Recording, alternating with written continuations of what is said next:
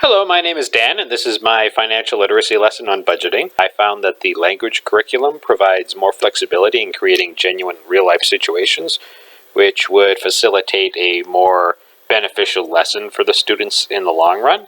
I chose to focus on grades 7 and 8 because they're approaching high school, and they're going to need to start thinking about what kind of careers they're going to want to pursue, especially if they want to maintain or improve their standard of living.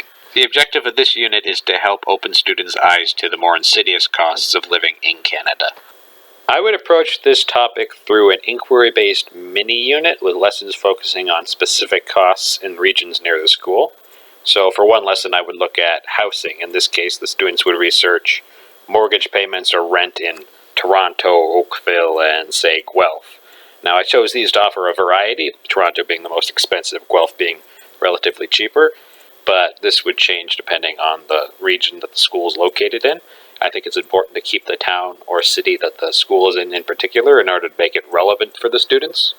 I would split students into groups and have each group look at a region and find at least 3 properties that they can rent or mortgage and calculate the approximate monthly cost of either.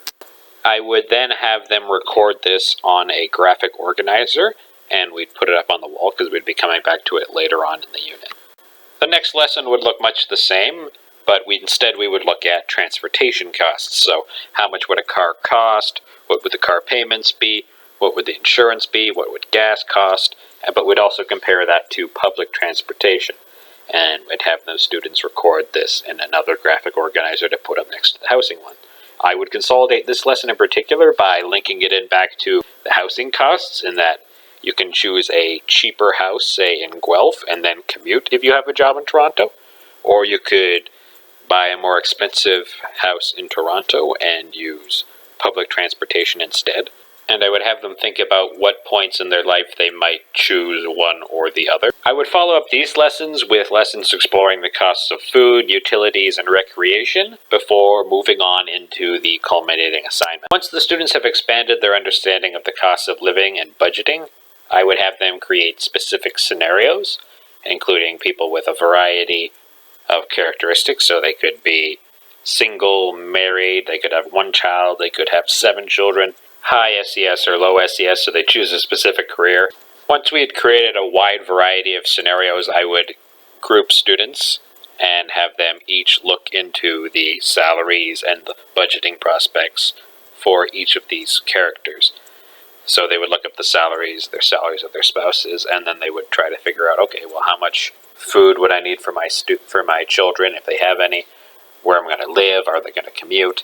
And look at all these characteristics and see how much money it costs to live in Canada. Students would then present the budget that they created for their character to the class and justify their decisions. This unit ties into the reading expectations for the grade 7 and 8 language curriculum by having students look at a variety of texts, demonstrating understanding, and extending their understanding through the use of inquiry-based research skills. It also includes oral communication expectations during their presentation, where you can look at purpose, interactive strategies, clarity and coherence, and the use of appropriate language. A key strength of this unit is that it directly and explicitly addresses financial literacy, specifically budgeting, by looking at real-life situations that students might experience in the future, and creates prior knowledge for future lessons that could cover savings and debt.